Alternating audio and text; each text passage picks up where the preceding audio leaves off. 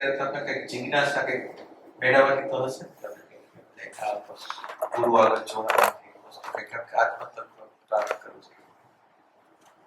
છે એવી ઈચ્છા હતી સ્વયંને જાણવું છે. આભાર.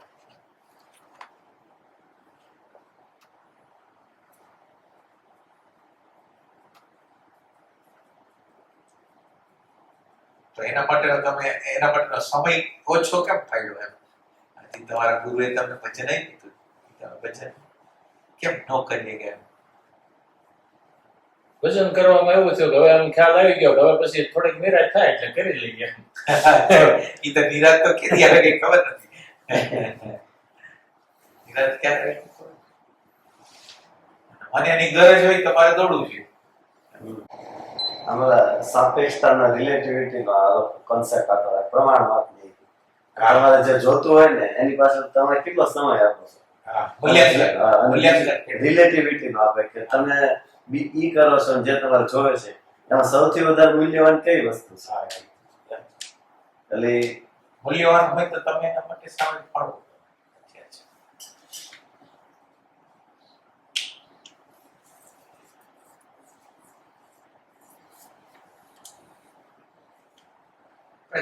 આ બધી વસ્તુથી એક રુચિ, એક સંસ્કાર પેદા થાય કે માણસને સંસારમાં ફગાવાલા કરતા એને રસ છે કે હાલો આપણે આ વાત કર્યા રાખી, વાત કર્યા પછી પછી પછી સમયનો એવો તકાદો આવે ને કે પરિસ્થિતિઓ પલટાય. આપણા જીવનની અંદર દુઃખ, સુખ દુઃખના વાવાઝોડાઓ આવે અને વાવાઝોડામાંથી પછી બહુ ત્રાસ થાય તો પછી એમ થાય કે હવે કરી જ લઈએ, આમાંથી જો છૂટવું હોય તો આ કરવું જ પડશે. એ પછી વસ્તુતઃ જે શબ્દ જે તરફ સંકેત કરે છે, શબ્દ જે બાજુ સંકેત કરે છે ને એ સંકેતને આપણા હૃદયનો પ્રેમ છે ને એ જ પ્રગટ કરી આવે, બીજું કોઈ પ્રગટ નથી.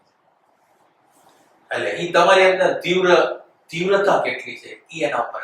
અને હું શબ્દ અને વિચાર હું બધાને માનો કે સારી વાત કરી દઉં તો મારા જીવનની અંદર જ કાંઈ ન હોય. મારા જીવનમાં હું એવો હોવ ને તો થોડુંક મારું ઓબ્ઝર્વેશન થાય તો મને એમ થાય કે આમ શબ્દ અને વિચારની રમત શું કામ કરું છું? જીવનમાં તો કઈ નહીં. તો પછી આપણે કઈક કરીએ. કેમ કે શબ્દ અને વિચાર તો આમ ઉપરની પેરીફરીમાં આ ઉપર છે. એટલે વિચાર અને ક્રિયા વચ્ચે લાખો કિલોમીટર છે. વિચારને આચરણમાં લઈ આવું, ક્રિયામાં લઈ આવું એ મારા માટે અશક્ય છે. વિચાર છે ને એ સપાટી છે અને આચરણ છે ને એ સમગ્રતા છે. આચરણ માટે તમારી અંદર સમગ્ર રીતે તમારી આમ આવે છે ઓલા આપણે યોગ વશિષ્ઠ રામાયણની અંદર કે રામને જ્યારે વિષાદ થાય છે, ખાવાનું પીવાનું રાજપાટ કોઈ પણ સુખ ગમતા જ નથી. તો ઈ સાધકની અવસ્થા જ્યાં લગી આવી ન આવે ને ત્યાં લગી પરિણામ ન આવે. ગીતાની અંદર પેલો વિષાદ યોગ કીધો છે. આ વિષાદ છે ને ઇમ્પોર્ટન્ટ, સાધના ઇમ્પોર્ટન્ટ નથી. વિષાદ જેને થાય એને જ કામ. તમે વાંચો મત આમ 2 દિવસ એવો આવ્યો યોગ વશિષ્ઠના એ શરૂ પહેલો જ નથી શરૂ થાય. રામને કે મને ક્યાંય ભાવતું નથી, ગમતું નથી, ઘરેણા ફેરા તો કઈ થતું નથી. ના, ખરેખર સાધકની આ જ અવસ્થા. હવે આપણે આપણને એમ કે એક સુર નિરંતર રીતે આપણી અંદર ભલે ખાતા હોય, પીતા હોય, સગાવાલા આગળ જતા હોય, પણ આ વસ્તુ મારી આગળ નથી એનો ડંખ એટલો બધો હોય ને આપણા જીવનની અંદર એના વગર હાલે એવું ન લાગે. આખો દિવસ દરમિયાન ઈ જ સુર આઈ લાગે, અંડરગ્રાઉન્ડમાં ઈ જ આઈ લાગે. અત્યારે આપણી હાલત એવી છે કે અંડરગ્રાઉન્ડમાં કાંઈ નથી હાલતું, બહારના ગ્રાઉન્ડમાં બધું હાલે છે. અંડરગ્રાઉન્ડમાં કાંઈ નથી. અંડરગ્રાઉન્ડમાં તો શબ્દ, સ્પર્શ, રૂપ, રસ, ગંધ, માન, મોટાઈ સિવાય કાંઈ નથી. લાખો વર્ષની યાત્રામાં આ જ કર્યું છે. એટલે અંદરમાં કોઈ સુર જ નથી. એટલે તમે જો જે વાત કરતા હશો ને, જે વાતાવરણમાં હશો ને એ વાત આપણે થઈ જવાનું. જેવા વાતાવરણમાં હોય ખોવાઈ જવાનું, સજાગતા નહીં.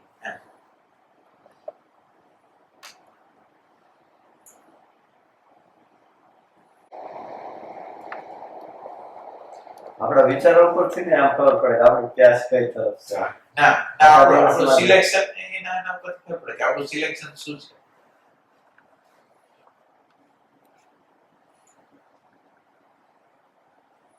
એમાં શું થાય, પરમાત્માએ આપણને હૃદય આપ્યું છે અને હૃદય છે એની અંદર તાકાત છે કે સામેવાળાને ઓળખી લઈએ એવી તાકાત છે, પણ આપણે હૃદયનો ઉપયોગ નથી કરતા એટલે આપણે છેતર થવું.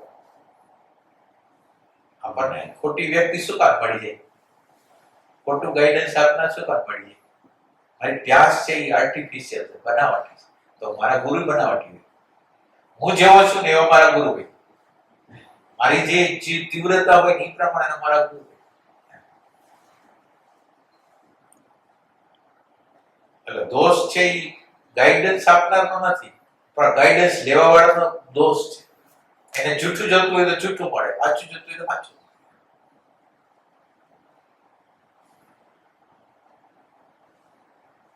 ઈ હૃદયથી ઓળખવા માટેની થોડીક કયો ને સમજ.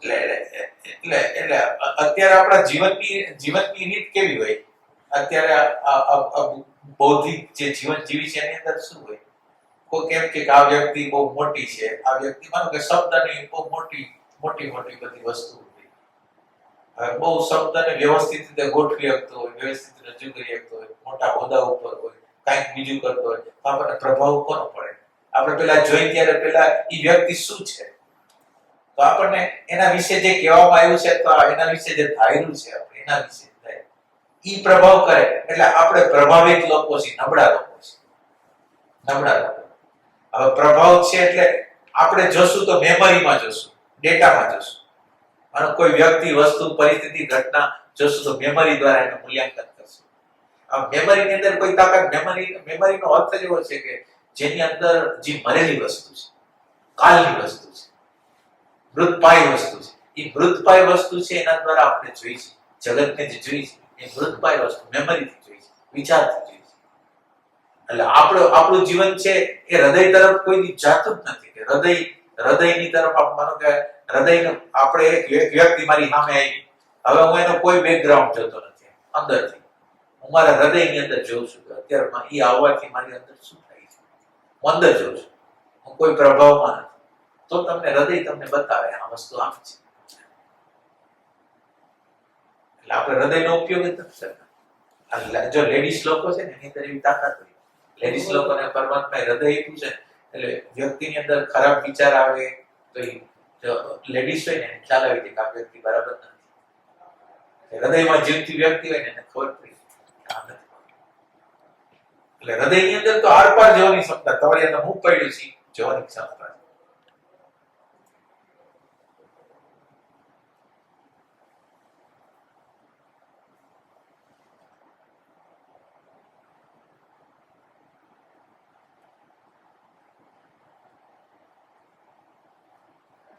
માનો કે આ બધા કે છે નામ અથવા વચન શબ્દ વાપરે છે, તો એ વચન શબ્દ, નામ અથવા વચન તમે શબ્દ બોલો છો ત્યારે તમે એ વચન એટલે શું?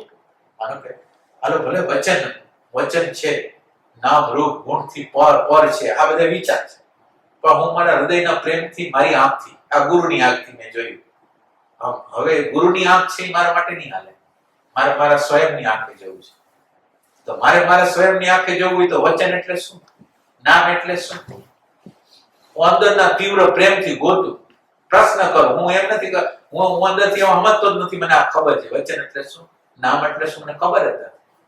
અને ખબર નથી એની મારે ખબર કરવી છે. અત્યારે શું હાલે છે કે ગુરુજીએ મને કીધું કે આ વચન છે એ સત્ય છે, હવે મેં માની લીધું, ઇન્ક્વાયરી ન કરી, સંશોધન ન કર્યું, મારી અંદરની આંખને મેં ખોઈ લીધી, તો મને કેવી રીતે એની અનુભૂતિ થશે? જે લોકોને અંતરની આંખ ઉઘડી છે ને એ લોકોએ આને આ સત્યને પામ્યા છે. તો મારી અંતરની આંખ જ્યાં લગી ખોલશે નહીં ત્યાં લગી હું કેવી રીતે કરી?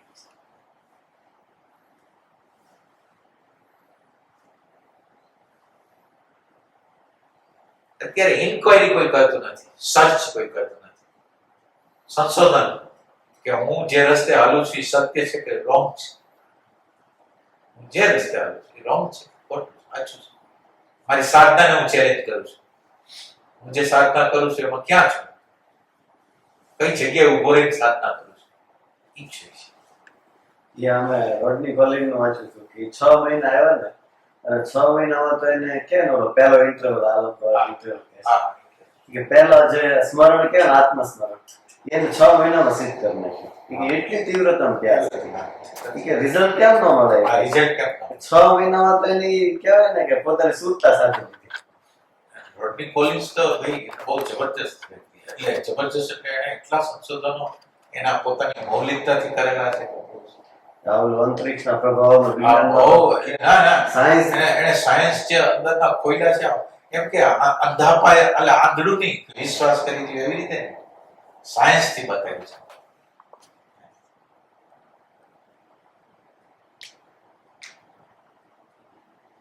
રોડની કોલિન્સ ને તો મોરિસ નિકોલ ને પણ ઓસ્પેન્સ્કીએ કીધું તારે આ બાબતમાં કામ કરવાનું છે. વિશ્વના બધા વિજ્ઞાનને અને અધ્યાત્મ આ છોડવાનું બહુ સારું કામ કર્યું, બહુ સરસ કામ કર્યું, અદ્ભુત કર્યું.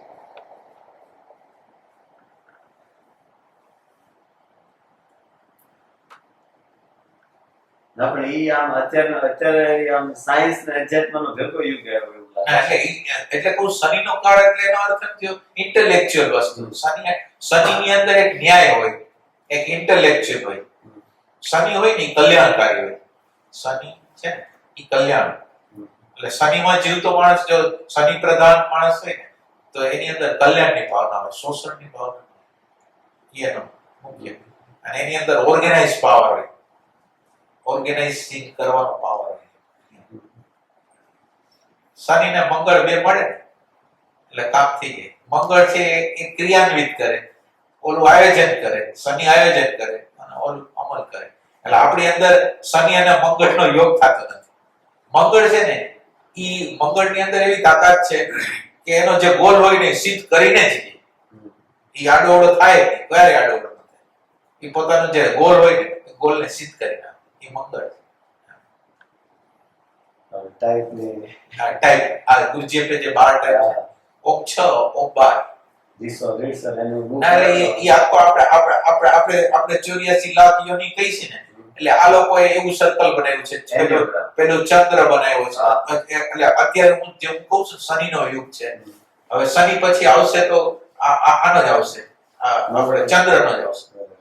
શનિ પછી એટલે એની અંદર બધે બેહોશીમાં ચંદ્રમાંથી આવે, ચંદ્રમાંથી આપણે મર્ક્યુરી એટલે શુક્ર થાય, બુધમાંથી શુક્રમાં આવે અને બસ ઈ સર્કલમાં જ ફરતા રહે.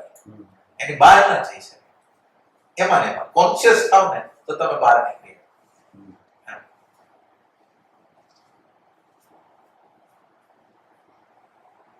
એટલે અત્યારે આપણી હાલત કેવી હોય કે માનો કે આપણું અત્યારે આપણે એક બોડી, ફિઝિકલ બોડી અને એની અંદર આપણા શબ્દ સ્પર્શ રૂપ રસ ગંધના ડેટા અંદર સ્મૃતિ, આપણી અંદર સ્મૃતિ ગઈ. હવે આ સ્મૃતિ છે એ જ્યારે જે પ્રમાણના કર્મના ફળ ઉત્પન્ન થયા હોય ને ત્યારે એવા પ્રકારના આવેગો ઉત્પન્ન કરે આપણી અંદર. ઈ વૈશ્વિક ઇન્ટેલિજન્સ કહેવાય, કોસ્મિક ઇન્ટેલિજન્સ કહેવાય. અત્યારે એમ કે છે ને કે આ બધાના ઘટની અંદર આપણે કઠપૂતળી જેવા છે ને ઈ આપણને દોરવે. કઠપૂતળી કેવી રીતે છે કે આપણી અંદર જે સ્મૃતિઓ આપણી અંદર છે ને એ સ્મૃતિને હલાવનાર વૈશ્વિક ઇન્ટેલિજન્સ. જ્યારે જે કર્મ ફળનો ઉદય છે, હું તો બેહોશ છું અંદર, એટલે આ સ્મૃતિને હલાવશે કોણ? તો એ કે વૈશ્વિક ઇન્ટેલિજન્સ હલાવશે, પ્રજ્ઞા હલાવશે. હું અહીંયા તો હું હાજર જ નથી, હું ગેરહાજર છું, મારી હાજરી જ નથી.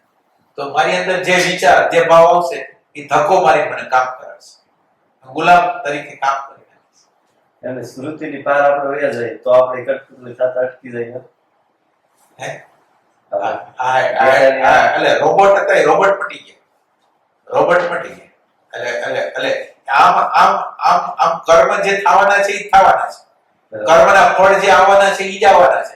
પણ કર્મ ફળ જ્યારે આપણી સામે આવે છે ને તો એ આપણને ટચ નથી કરતા. માનો કે સુખ આવે તો ભલે, દુઃખ આવે તો ભલે, આપણને કોઈ પ્રોબ્લેમ જ નથી. આપણે જીવનના વિકાસ માટે આપણી અંદર પ્રેમ પ્રગટ થાય, શાંતિ પ્રગટ થાય, આનંદ, એનો ઉપયોગ કરે, ખાતર તરીકે ઉપયોગ કરે. આ સુખ અને આ દુઃખ એનો ખાતર તરીકે કે આપણે અસ્તિત્વની અંદર કેવી રીતે પ્રવેશ કરીએ એ.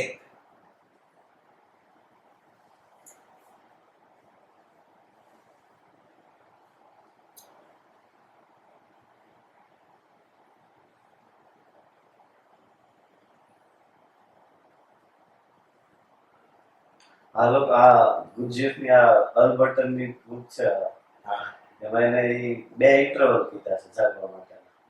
ઈ કે પહેલો છે ઈ આ ગ અને મ વચ્ચે જે સૂરમાં આવે સારે ગમાં ઇન્ટરવલ, એટલે ઈ કે પહેલો ઇન્ટરવલ છે ઈ તમે આત્મસ્મરણ કરો તો કરે. ના પહેલો ઇન્ટરવ્યુ છે એ કુદરતની સી ઇન્ફ્લુઅન્સની મદદથી એટલે તમે એવા સંત હારે જોડાઈ જાઓ જાગૃત આછા રિયલ સેન્સમાં જાગૃત સંત હોય. ત્રીજો એમાં શું થાય એમાં ટોટલ ત્રણ ઇન્ટરવલ હોય. એક ઇન્ટરવલ કુદરત આપણને મદદ કરે એક ઇન્ટરવલ, એટલે એ ઇન્ટરવલ છે ને એ સી ઇન્ફ્લુઅન્સ છે. એટલે તમને એવા સંત જાગૃત ખરેખર અનુભૂતિ જેને થઈ છે એવા સંત તમને મળી જાય. એ સંતના સંપર્કમાં તમે આવો અને ઈ સંપર્કમાં આવીને ઈ તમને જે ધક્કો મારી દે ને ઈ ધક્કો પેલો છે. એક સેન્સ થી ઈ પેલો ધક્કો છે. બીજું સેન્સ છે તમે પોતે જાગૃત થાવ ને દરેક ઇમ્પ્રેશન અંદર આવે છે. મારી અંદર ઇમ્પ્રેશન કે મારું અપમાન કર્યું, મને માન આપ્યું, અપમાન કર્યું, મારું નુકસાન કર્યું. હવે આ નુકસાન કર્યું અને મને કઈક રિએક્શન આવે છે. એ રિએક્શન ઉપર એટેન્ટિવ રિએક્શન જે મારી અંદર આવે છે ઈ ધક્કો છે. ત્રીજા ધક્કાની તો વાત જ નથી કરી. એક જ ધક્કાની વાત કરી. તમે ખાલી કોન્શિયસ થઈ જાઓ, જાગૃત થઈ જાઓ, વર્તમાનમાં આવી જાઓ. ઈ પહેલો ધક્કો તમે મારો, બાકી બધું એની રીતે થઈ જાય. એટલે આ નિશામાં ઈ પીડા કહે છે. એટલે અમે અલ્બર્ટનની જે બુક વાંચી ને આપણે આત્મસ્મરણ એની અંદર એમ કહે છે કે પહેલો ઇન્ટરવલ છે ને આત્મસ્મરણ. એટલે અલ્બર્ટ આપણે રોડની કોલેજ જ્યારે આવ્યા ને તો એટલે એમાં એવી રીતે ઉલ્લેખ કરેલો છે કે ત્યારે ઈ કે એને 6 મહિનાની અંદર તો પહેલો ઇન્ટરવલ પૂરો કર્યો. એટલે ત્રણ ઇન્ટરવલ ત્રણ જ. આ સૃષ્ટિ બને તોય ત્રણ ઇન્ટરવલ. આ સૃષ્ટિ બનાવવાની પ્રક્રિયા થતી હોય, દુનિયાની કોઈ પણ પ્રક્રિયા થતી હોય ને ત્રણ ઇન્ટરવલ આવે. એક ઇન્ટરવલ ની અંદર કુદરત મદદ કરે જોડવામાં, બાકી બે ઇન્ટરવલમાં આપણે કાર્ય કરવું. એટલે તમે જે કહો છો ને એ 6 નો ઇન્ટરવલ કહો છો. 3 નો જે ઇન્ટરવલ છે ને ત્રણ જે જગ્યા છે ને ત્રણ ની જે જગ્યા છે ને 3 અને આ 6 ની વચ્ચેની જે જગ્યા છે ત્યાં 3 ની જગ્યાએ ઈ છે ને ઈ આપવો પડે. એટલે એક આ બાજુ ચંદ્ર હોય, એક આ બાજુ 4 એટલે શુક્ર હોય, અને આ બાજુ 2 બુધ હોય, વચ્ચે 3 હોય. આ બાજુની જગ્યામાં 14 થી 17 એવો કંઈક. તમે એક ને સાથે ભાગો ને, એક ને સાથે ભાગો અને જે આવતા જાય ઈ ટાઈપ. આર્કિમિડીઝે શોધેલી વસ્તુ છે.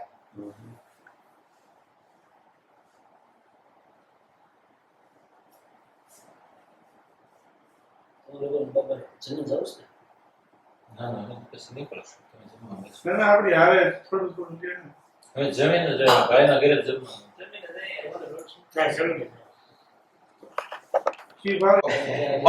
એટલે એમ કે તમને એના દ્વારા તમને પ્રેરણા થાય કે આ વસ્તુ આવો જો આનંદ મળતો હોય હવે આ લેવા જેવો છે.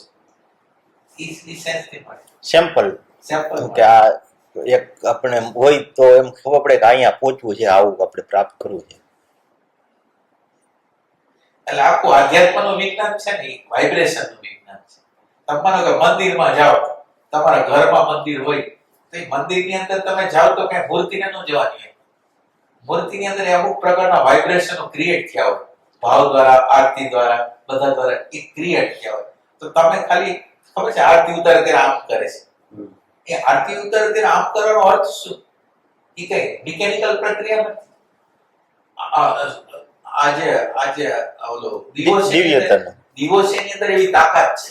દીવો એટલે પ્રકાશ, અગ્નિની અંદર એવી તાકાત છે કે જે અણુ પરમાણુ પડેલા હોય ને આપણા મૂર્તિની અંદર, વ્યક્તિની અંદર, તમે જેવી આમાં આરતી ઉતારો ને એટલે એના અણુ પરમાણુ હોય ને એટલે છૂટા પડે. એટલે આરતીનો સમય તમે જોશો, તમે ગમે આરતીમાં જાઓ ને તમને એવું લાગે કે ઓલા સામાન્ય જે મંદિરનું વાતાવરણ હોય એના કરતા કંઈક વિશેષ લાગે.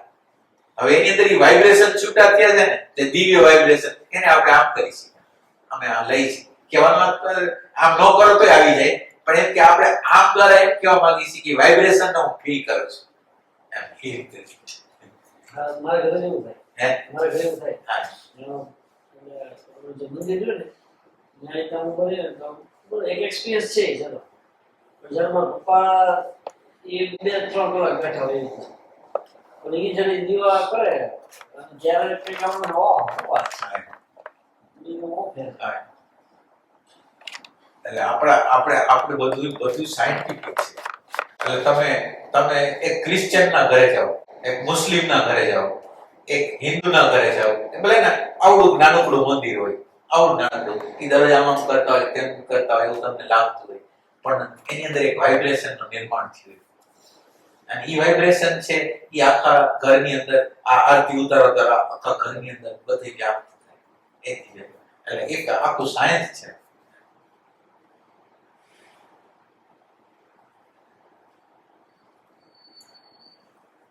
આ ગુરુની પૂજા કરી તો ગુરુની પૂજામાં શું હોય? એટલે આ ગુરુ સ્થૂલ નથી, એ એક વાઇબ્રેશન છે, એક આનંદનું વાઇબ્રેશન છે, ભોવાપણાનું વાઇબ્રેશન છે. એટલે તમે આમ કરો એના દ્વારા આ સ્થૂલ રીતે આમ કરવા દ્વારા તમે કાંઈ ન થાય. તમે એની અનુભૂતિ જે એમાંથી છૂટું પડે છે એને તમે અનુભવ કરો છો તો ઉપયોગ.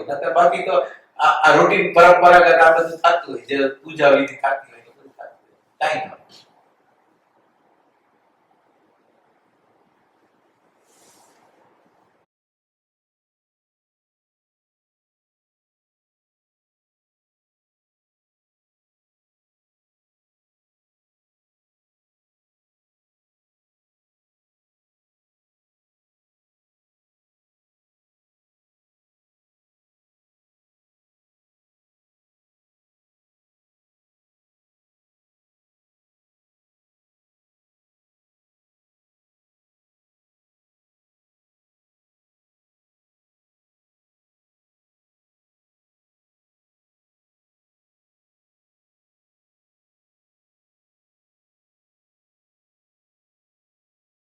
વળગે ભૂત છે રણમાં જીતે તે શું.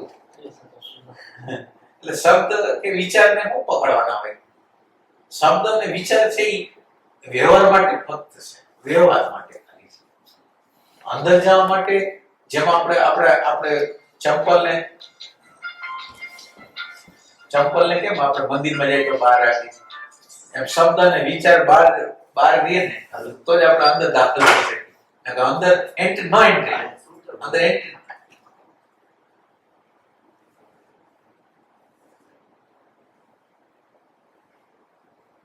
એટલે બુદ્ધિ છે એક પગત થાય અંદર જાવ તો તમારે આને અંદરની બાજુ દાખલ થવું હોય તો એટલે બુદ્ધિની નિષ્ક્રિયતા એ આધ્યાત્મની શરૂઆત છે.